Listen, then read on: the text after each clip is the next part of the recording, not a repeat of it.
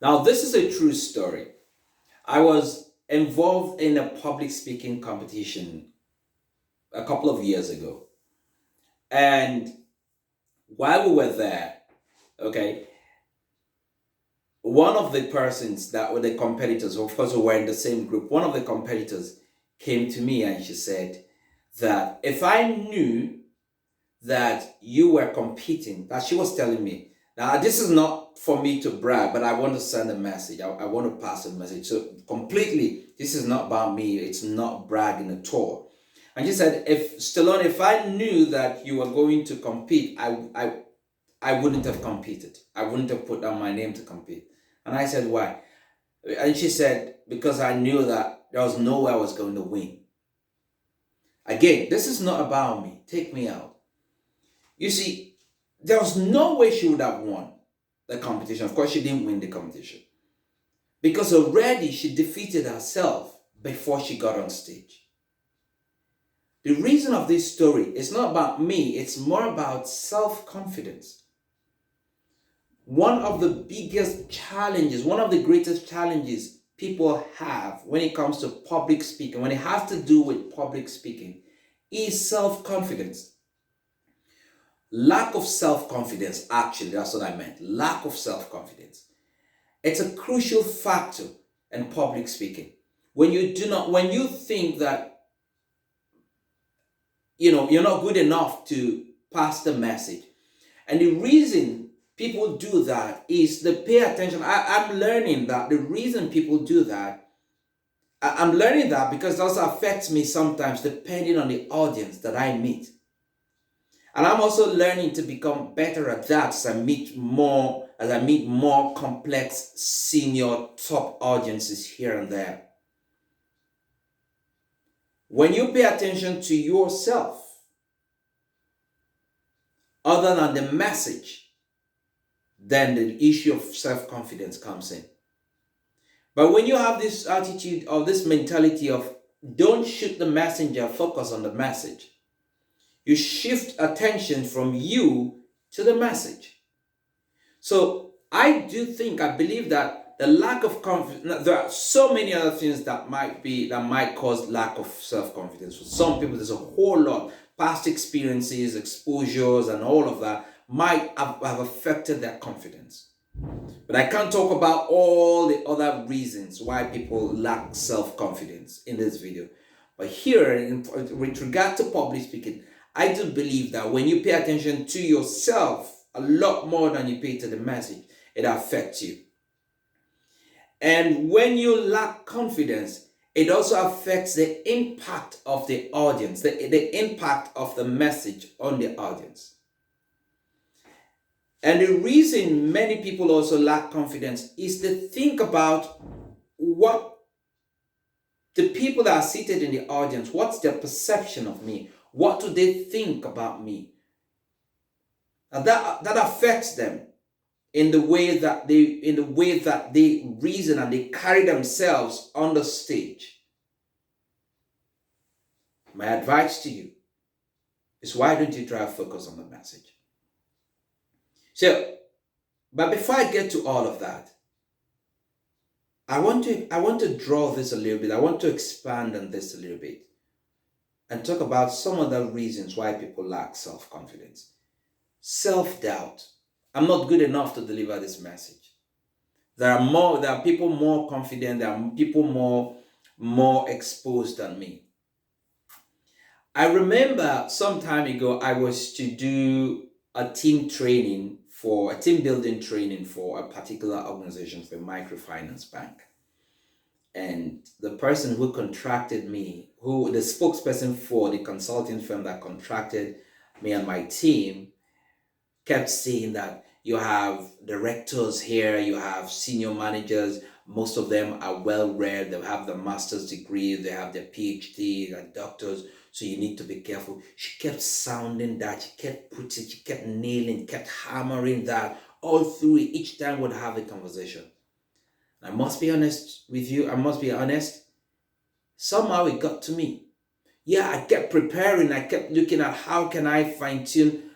So to a large extent, it affected my flow. I went and I wanted to be more natural. I wanted to be free. But each time I would be carrying out some of those exercises and then, carrying out the session, the workshop was on, I kept hearing her voice, kept hammering these and I got really, when I walked in there, I saw people, older people. If you see them, you know that they've done a lot in their career. You see they've been successful. I had people who were directors of the microfinance bank who had other businesses, and in the course of our interaction, you know that they have vast experience.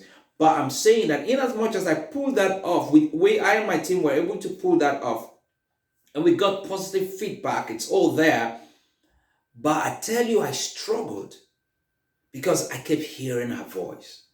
Sometimes, many times, in fact, that's what really kicks or works against people, because she's talked about it so much I started doubting myself if I was good enough for this workshop. I mean, this is me. I've done a lot of such workshops, but that one time affected me. I'm saying that if that could affect me as a public speaker, as a trainer, as a facilitator, how about you, a new person, or someone who's still growing? We're all growing, but the growth level, we're growing at different level. Let's not make mistakes about that. It's a given, it will affect you. But I'm bringing this to your consciousness, that it affects everybody. It even affects veterans, if you like. It affects people who are kings in the public speaking arena. So don't think you're alone.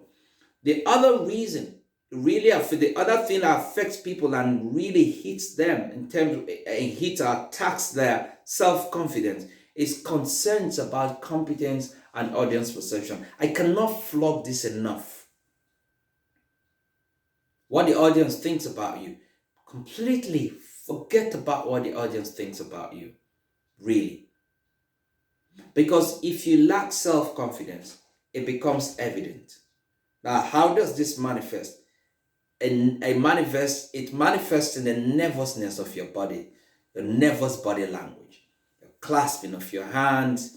You keep rubbing your palm, the way you keep your hand behind your back. You don't want your hand to leave your body. And then the way you're standing in a way that one leg is saying, get out. The other leg is saying, just try and finish this presentation. You're almost there. And then you're making mistakes. You're saying the wrong words, and you're apologizing. I'm sorry. And if you're using pause fillers, you're arming and arming. If you're using a projector, your hands are sweaty. Your voice is wavering. You are hesitating. You want to tell a story. In fact, you will not be able to tell a story if you're wavering. You won't be able to use good illustrations. You avoid eye contact. Your eyes are just going left, right, and center. You are just a wreck. I mean, I have seen these things happen. It's not like I'm making them all. So if you don't want these things to happen to you, you have to take hold of yourself. But what can you do? What can you do to deal with lack of self-confidence on stage?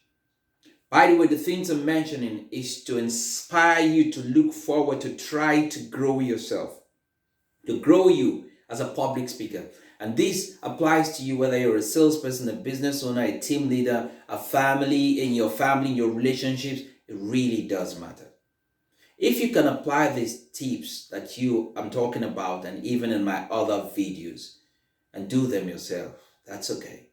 But if you need help, please check this video on the left, right, and maybe beneath the video. You'll find a link that will take you to me and my team, and you'll be able to talk to a program advisor. Will help you to know where you are exactly. We'll see where you are exactly in your journey and where you want to go, and we will co-create a plan to help you to get to that point.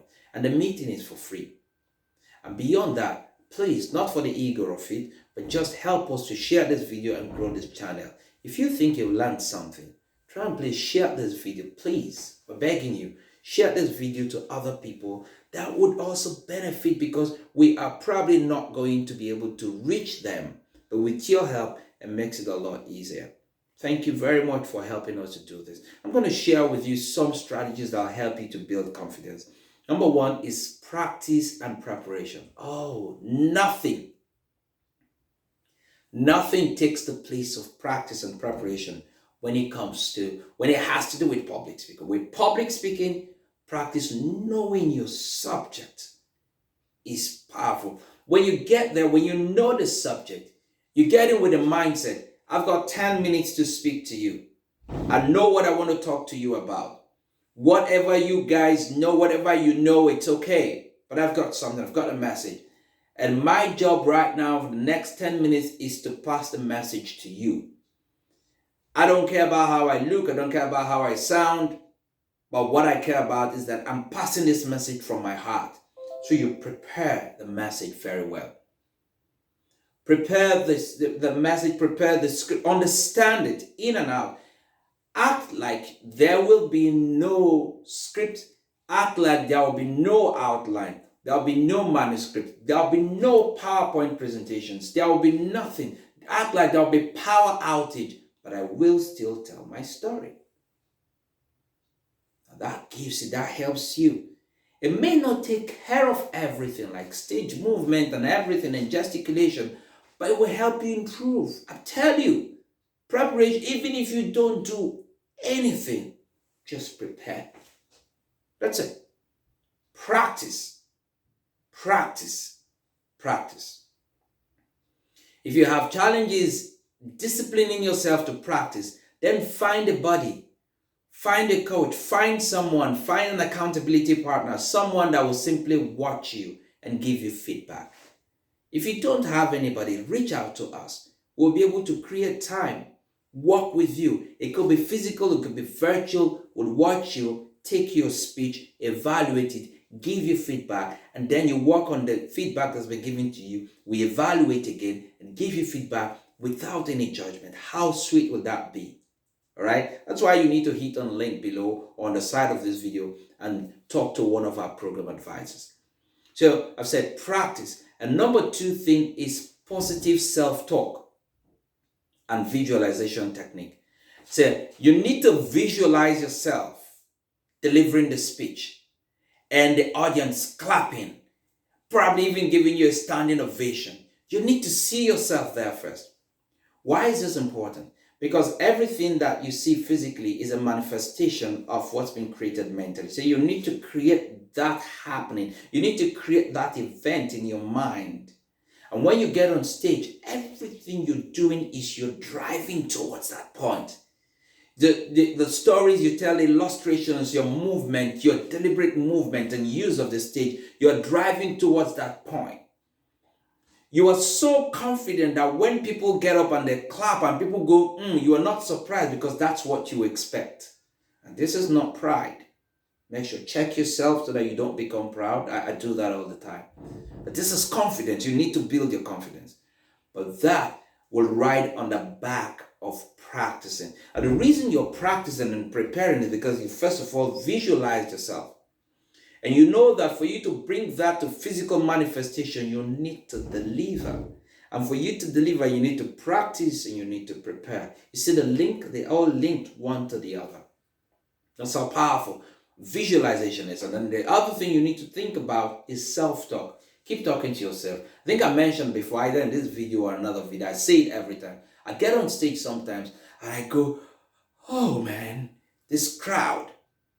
Or I tell a story and it doesn't connect. I see it in the eyes of the people I'm talking to. I give an illustration. The point is, when that happens, you're distracted. So what I do is I get back to myself and I tell myself, be still. I separate myself from my mind. I say, be still, stay still. Calm down. Get back on track. Keep moving. It's not everything that you say that will have to connect. Sometimes I speak to people that are of a different culture have a different background from me. I need to learn their stories. I need to learn what happens. I need to learn their their behavior. And weave that into the speech or the training or the talk Sometimes it may not work well because I'm still learning it. And I take that. I appreciate that and I work with it. And that will also happen. Okay, so practicing helps you.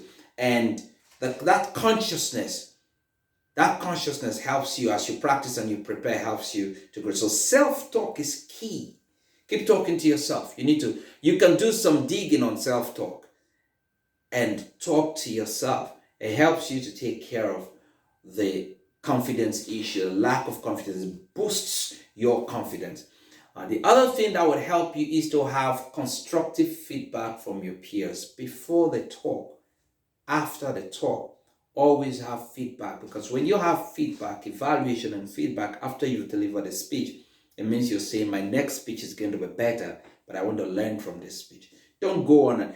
Do not dwell on those who say, whoa, that was an amazing talk. Well done. That was a great speech. Don't dwell on all of that. There's a story I always tell people. When I was very young, before I was even 10, I delivered a speech.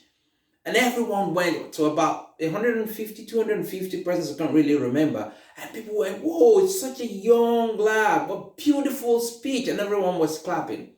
My father was the only person who told me. He wasn't as excited as everyone visibly, but he just told me, don't let them clap you off the stage.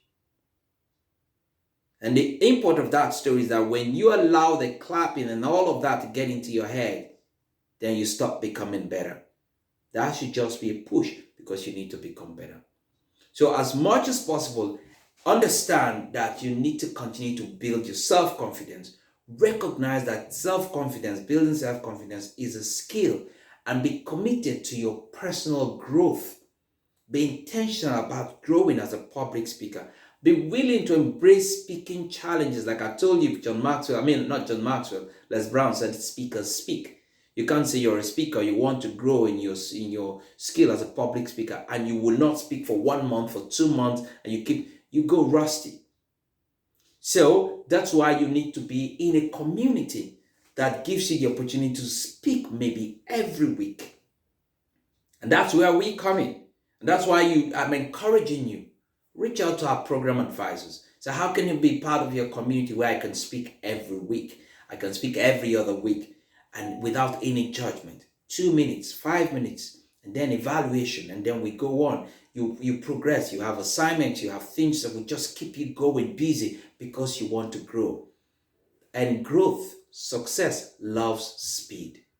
When you're in a community where you have coaches and mentors and your peers giving you feedback, that's a good place to grow. Or understanding, again, you must understand that confidence development comes through experience and effort.